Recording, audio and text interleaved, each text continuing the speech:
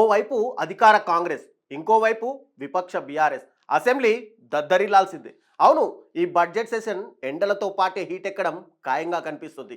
కాంగ్రెస్ ప్రభుత్వానికి ఇచ్చిన టైం చాలని కేసీఆర్ స్వయంగా సీన్లోకి ఎంట్రీ ఇస్తుంటే ఏదైనా సరే సభకు వచ్చి మాట్లాడాలని చెప్పి సీఎం రేవంత్ సవాల్ చేస్తున్నారు. దీంతో ఇద్దరి మధ్య హై డిబేట్ వార్ ఖాయంగా కనిపిస్తుంది. ఏడాదిన్నర పాలన వర్సెస్ 10 ఏళ్ల పాలన చుట్టూ హై వోల్టేజ్ పొలిటికల్ పంచులు పేలబోతున్నాయి. అసెంబ్లీ సెషన్ 12 నుంచి 27 వరకు జరగనుండడం, ఈసారి సభకు కేసీఆర్ రావడంతో అసెంబ్లీలో ఎలాంటి వాతావరణం ఉండబోతుందో అన్న ఉత్కంఠ పెరుగుతుంది. గ్రౌండ్ క్లియర్గా ఉంది. రెండు వైపులా అస్త్రాలున్నాయి, శస్త్రాలు ఉన్నాయి. వాటిని ప్రయోగించడమే మిగిలింది. కౌంటర్కు ఎన్కౌంటర్, మాటకు మాట, ఫేస్ టు ఫేస్, ఇలా సభా సమరం గరం గరంగా సాగే ఛాన్సెస్ ఎక్కువగా కనిపిస్తున్నాయి. ప్రధాన ప్రతిపక్ష నేతగా కేసీఆర్ అసెంబ్లీలో ప్రతిపక్షాన్ని లీడ్ చేయకుండా ఇన్నాళ్ళు సభకు దూరంగానే ఉండిపోయారు. ఎంత ముఖ్యమైన బిల్లులున్నా సరే ఫామ్ హౌస్ నుంచి కాలు బయటకు పెట్టలేదు. గతేడాది జూలై 23న జరిగిన బడ్జెట్ సమావేశాలకు హాజరైన కేసీఆర్ మీడియా పాయింట్ దగ్గర మాట్లాడి మాత్రమే వెళ్ళిపోయారు. కనీసం గత బడ్జెట్ చర్చల్లోనూ పాల్గొనలేదు. కులగణన, ఎస్సీ వర్గీకరణ పోరుపై జరిగిన చర్చకు హాజరవ్వలేదు. మాజీ ప్రధాని మన్మోహన్ సింగ్ సంతాపంగా డిసెంబర్ 30న నిర్వహించిన ప్రత్యేక అసెంబ్లీ సెషన్ని కూడా డుమ్మా కొట్టారు. ఇప్పుడు మాత్రం లేటెస్ట్గా సభకు కేసీఆర్ రావడంతో, కొన్ని రోజుల నుంచే లీకులు ఇవ్వడంతో, సిగ్నల్స్ ఇస్తూ కూడా రావడంతో, ఇంతకు ముందు ఫామ్ హౌస్లో జరిగిన ఓ మీటింగ్లో తాను కొడితే మామూలుగా ఉండదు అంటూ కూడా కేసీఆర్ మాట్లాడారు. కేసీఆర్ అసెంబ్లీకి ఉన్నట్టుండి ఎందుకు రావాలని డిసైడ్ అయ్యారు?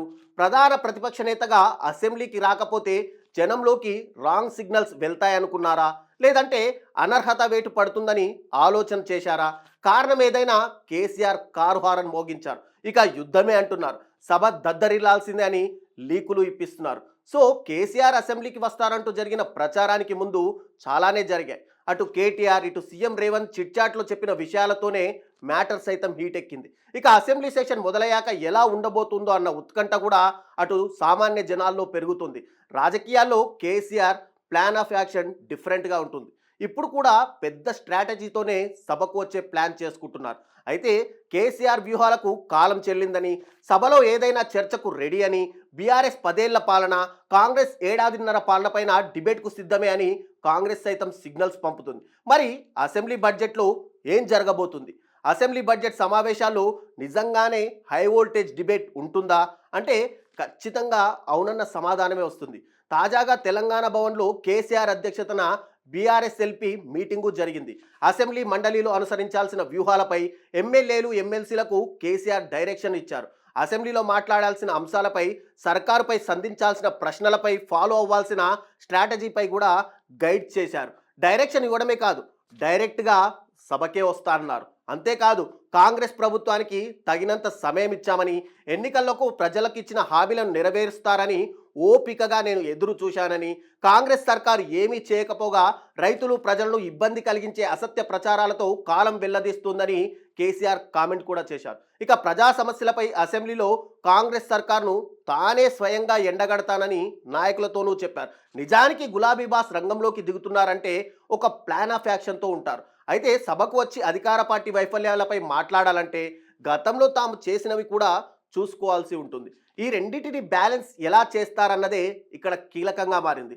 కొద్ది రోజుల క్రితం కూడా ఎర్రవల్లి ఫామ్ హౌస్లో పార్టీ ముఖ్య నేతలు, ఎమ్మెల్యేలు, ఎమ్మెల్సీలతో కేసీఆర్ అత్యవసర సమావేశం నిర్వహించుకున్నారు.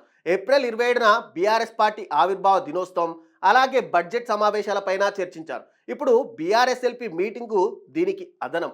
ఇక బీఆర్ఎస్ పార్టీయే తెలంగాణ సమాజానికి రక్షణ కవచమని, 15 నెలల కాంగ్రెస్ పాలన ద్వారా మరోసారి రుజువైందని, కాంగ్రెస్ గ్యారంటీలను నమ్మి గెలిపించిన ప్రజలు ఇప్పుడు ఆ పార్టీ నిజస్వరూపం తెలుసుకున్నారని, రాష్ట్రంలో ఎప్పుడు ఎన్నికలు వచ్చినా బీఆర్ఎస్కు ప్రజలు బ్రహ్మరథం పట్టేందుకు సిద్ధంగా ఉన్నారని ఇలా కేసీఆర్ ఎన్నెన్నో చెప్పుకొచ్చారు. బీసీ రిజర్వేషన్లపై రాష్ట్ర ప్రభుత్వం ఏం చేస్తుందో చూద్దామని, ఆ తర్వాత బీసీల పక్షాన పోరాడదామని పార్టీ నేతలతో గులాబీ బాస్ చెప్పుకొచ్చారు. ఇవే కాదు, రైతు రుణమాఫీ, రైతు భరోసా, కులగణన, బీసీ రిజర్వేషన్, ఎస్సీ వర్గీకరణ బిల్లు, కాళేశ్వరం, ఎస్ఎస్ఎల్బి, రాష్ట్ర అప్పుల కీలక అంశాలపై సభలో హాట్ డిబేట్ జరగడం ఈసారి ఖాయంగా కనిపిస్తుంది. ఏపీతో నీటి పంపకాలపై సభలో కాంగ్రెస్ సర్కార్ను ఎండగట్టాలని కేసీఆర్ అనుకుంటున్నారు. అయితే నీటి వాటాలపై టిట్ ఫర్ టాట్కు అధికార పక్షం కూడా రెడీ అవుతుంది. అటు సభా సమరంపై కాంగ్రెస్ కూడా పకడ్బందీ ప్లాన్తోనే ఉంది. కేసీఆర్ ఎప్పుడు సభకు వచ్చినా ఫిక్స్ చేసేలా యాక్షన్ ప్లాన్ రెడీ చేసుకుంటుంది. గత 10 ఏళ్లలో ఏం జరిగింది, ఎంత అప్పులు చేశారు, ఎంత భారం వేసి వెళ్లారు, దక్షిణ తెలంగాణ ఫెండింగ్ ప్రాజెక్టుల సంగతి ఏంటి, కృష్ణా గోదావరి నీటి వాటాలపై గతంలో వివరించిన తీరు కానీ, ఢిల్లీలో పెట్టిన సంతకాలపై సభలోనే ఆధారాలతో సహా నిలదీసేందుకు అధికార పక్షం సిద్ధమవుతుంది. సో ఓవరాల్గా బీఆర్ఎస్ ఏ టాపిక్ మాట్లాడితే ఆ టాపిక్పై టిట్ ఫర్ టాట్ అన్నట్టుగా డీల్ చేసేలా కాంగ్రెస్ సైతం సై అంటుంది. ఎంతైనా చర్చిద్దాం, దేనిపై అయినా చర్చిద్దాం అంటున్నారు, సభలోనే తేల్చుకుందామంటున్నారు. నిజానికి అసెంబ్లీ జరిగిన 60 పని దినాల్లో ఇక్కడ మనం మాట్లాడుకోవాల్సిన అసలు టాపిక్ ఖచ్చితంగా ఒక్కసారైనా సభకు హాజరు కావాలన్న రూల్ ఉంది, లేదంటే అనర్హత వేటు పడే అవకాశము ఉంది. మరోవైపు కేసీఆర్ అసెంబ్లీ సమావేశాలకు రాకపోవడాన్ని సవాల్ చేస్తూ గత నెలలోనే హైకోర్టులో ఒక పిల్ కూడా దాఖలైంది. ప్రజల గళాన్ని అసెంబ్లీలో వినిపించడానికి ఎమ్మెల్యేలకు వేతనాలు కూడా పెంచారని పిటిషనర్ హైకోర్టు దృష్టికి తీసుకెళ్లారు. ప్రతిపక్ష నేతగా కేసీఆర్ విధులు నిర్వహించలేకపోతే ఆ బాధ్యతల నుంచి తప్పించి కొత్త వారిని ఎంపిక చేసేలా ఆదేశాలు ఇవ్వాలన్నారు. సో ఈ వేటు నుంచి తప్పించుకోవడం ఒకటి, ఫామ్ హౌస్లో సుదీర్ఘకాలం ఉంటే జనానికి రాంగ్ సిగ్నల్ వెళ్తాయన్నది ఇంకొక రీజన్తోనే బయటకు వస్తున్నట్టుగా తెలుస్తుంది. సో సభాధ్యక్షుడు విపక్ష నేత మధ్య అసెంబ్లీ వార్ నెక్స్ట్ లెవెల్లో ఉండడం ఖాయమేగా మనం అర్థం చేసుకోవచ్చు. సో గ్రౌండ్ రెడీగా ఉంది, ఎవరి వర్షన్ వారిదే, ఎవరి వాదన వారిదే. విపక్షానికి సరౌండ్ సౌండ్ అధికార పక్షం వినిపిస్తుందా, ప్రతిపక్షం పైచేయి సాధిస్తుందా, సభా సమరంలోనే తేలబోతుంది. నిజానికి కేసీఆర్ తాను అసెంబ్లీ సమావేశాలకు హాజరవుతానని ప్రకటించిన వెంటనే అసెంబ్లీ బడ్జెట్ సమావేశాలకు కేసీఆర్ నిజంగా హాజరవుతారా, లేక హాజరు కోసం ఉభయ సభలను ఉద్దేశించి గవర్నర్ ప్రసంగం చేసే రోజు మాత్రమే హాజరై ఆ తర్వాత పక్క రాష్ట్రమైనటువంటి ఆంధ్రప్రదేశ్ మాజీ ముఖ్యమంత్రి వైసీపీ అధినేత జగన్లా మిగిలిన రోజులన్నీ డుమ్మా కొట్టి ఫామ్ హౌస్కే పరిమితమవుతారా అనే సందేహాలు రాజకీయ వర్గాల్లో వ్యక్తమయ్యాయి. ఎందుకంటే గవర్నర్ ఉభయ సభలను ఉద్దేశించి ప్రసంగించిన రోజు ఆ ప్రసంగం తర్వాత వాయిదా పడుతుంది. ఆ రోజు సభలో ఇంకా ఎటువంటి కార్యక్రమాలు జరగవు. గురువారం నుంచి సభ యథావిధిగా కొనసాగే అవకాశం ఉండగా ఇక్కడే కేసీఆర్ హాజరుపై సందిగ్ధత నెలకొంది. రాష్ట్రానికి ముఖ్యమంత్రిగా చేసిన వారు శాసనసభ సమావేశాలకు హాజరైతే అదో సంచలన వార్తగా మారుతుంది. ఈసారైనా వారు శాసనసభ సమావేశాలకు వస్తారా రారా అనే చర్చ నడుస్తుండగానే కేసీఆర్ సమావేశాలకైతే వచ్చారు. ఎందుకు రాకపోతే ఎటువంటి చర్యలు తీసుకోవాలి వారిపై అనే చర్చలు కూడా ఎక్కడా జరగవు. ఏపీలో జగన్ తనకు ప్రతిపక్ష హోదా నాయకుడు ఇవ్వనందునే శాసనసభ సమావేశాలకు రావడం లేదని ఓ కుంటిసాకు చెప్పారు. కానీ తెలంగాణలో కేసీఆర్ ఏ కారణం చెప్పకుండానే అటు మొహం చాటేశారు. ఏపీలో జగన్ వైసీపీ ఎమ్మెల్యేలు ఈసారి శాసనసభకు రాకపోతే నిబంధనల ప్రకారం వారిపై అనర్హత వేటు వేసి వారు సీట్లు ఖాళీ అయినట్లు ప్రకటిస్తామని స్పీకర్, డిప్యూటీ స్పీకర్ పదే పదే హెచ్చరించారు.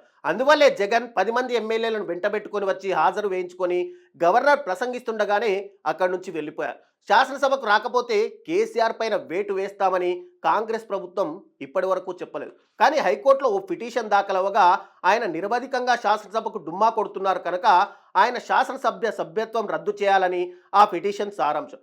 బహుశా ఆ భయంతోనే కేసీఆర్ హాజరు వేసుకొని వెళ్లేందుకు శాసనసభకు వచ్చారా, లేక కాంగ్రెస్ ప్రభుత్వం అసమర్థ అవినీతి పాలనతో రాష్ట్ర ప్రజలు మళ్ళీ బీఆర్ఎస్ పార్టీ వైపు చూస్తున్నారని కేసీఆర్ చెప్పుకుంటున్నారు కనుక రాజకీయాలలో మళ్ళీ యాక్టివ్ అయ్యేందుకు ఇదే తగిన సమయమని భావించి కేసీఆర్ శాసనసభకు వచ్చారా, లేదా ఇటీవల ఎమ్మెల్సీ ఎన్నికల్లో కాంగ్రెస్ 2 చోట్ల ఓడిపోయి బీజేపీ గెలిచింది కనుక ఆయన అహం చల్లబడి వచ్చారా అనే ప్రశ్నలకు సమాధానాలు చెప్పుకోవాల్సిందే.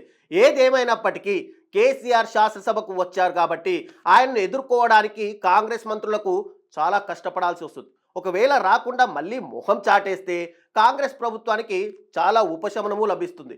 శాసనసభకు రానందుకు కేసీఆర్ని ఇక్కడ విమర్శించడానికి అధికార పార్టీకి ఒక విమర్శనాస్త్రం కూడా దొరుకుతుంది.